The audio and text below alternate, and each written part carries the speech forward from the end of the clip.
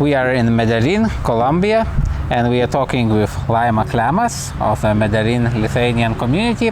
We stand near the building that served for numerous decades as Medellin Lithuanian House. It was built by Lithuanians and is actually the only such Lithuanian house in the entire country of Colombia. So how did Medellin Lithuanians manage to build this Lithuanian house? Yeah, this is kind of lovely story because the community just arranged to get in one place and doing bazaars and doing other meetings to get the funds, the money to build this house. So this was, of course, with the help of some priests, which is Matutis, and the other one was Tamoshunas, which are from the Salesianos religious community. And this was maybe done around 50 to 60 years ago, something like that. So this was the way they made it. So it was about 1950s? 1950s, 1960s, around that, and it was a very lovely place where all the community could find and meet here, because first of all it was like a chapel for religious purposes, of course, but also this house was built with the purpose of helping, for example, the Lithuanians that arrived to the country or were already here in Colombia living but had, so for example, some economical problems and issues. So they could stay here as long as they wanted.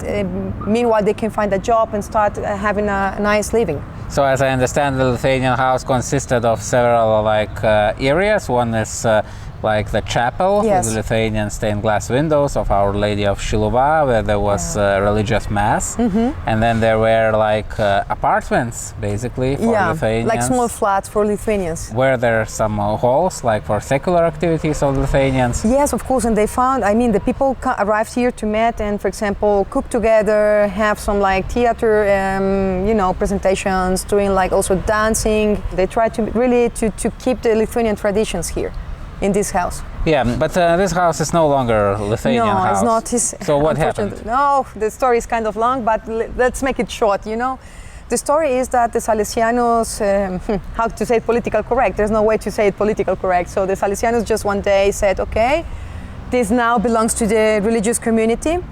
Thank you very much, Lithuanian community, for your help and your disposal here. And after that, it became a little bit harder to come here, because then you had to ask for permissions and so on. And there come a point that also the Lithuanians didn't come anymore here.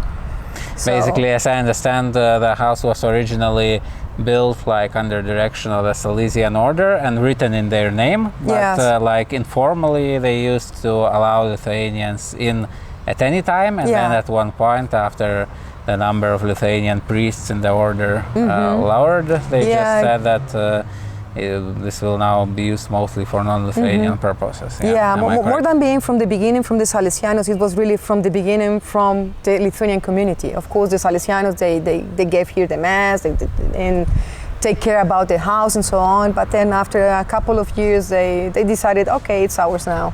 The Salesianos still holds the house, but now it is used by the ICBF, which is like an entity in Colombia that takes care of orphan kids and families. So right now, the information we got from the security guy is that they're using the chapel as a storage. It seems, at least from the outside, that the interior probably still remains intact, as where I still can see stained glass windows, but unfortunately we have been unable now to get inside.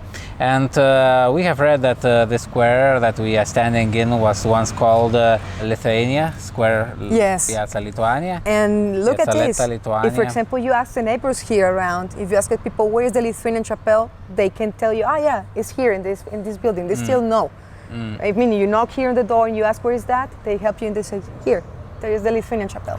Unfortunately, this is no longer like marked anywhere on the maps as Piazza Lithuania. The only thing that obviously reminds Lithuanian history here on the outside is this cross. As I understand, it was built already after the Lithuanian house was closed, and your family has funded it too. So what is the 3 story? families. Well, what is the story of this cross? I'm really not so sure about the story. I have to ask my mother, and then maybe I can answer you later of that. But as far as I can know, 3 families, we gave them money.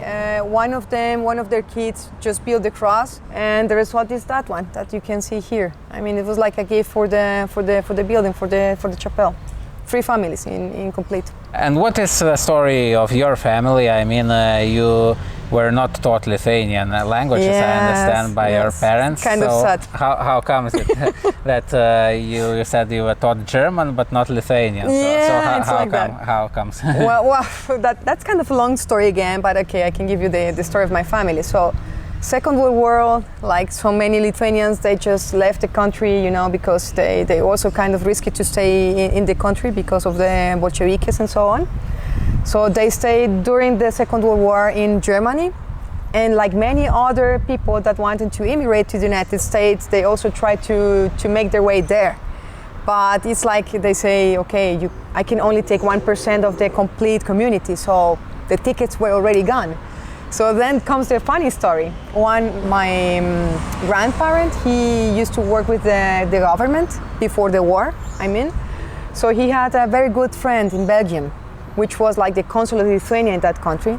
And this guy met the daughter of the Colombian consul in Belgium.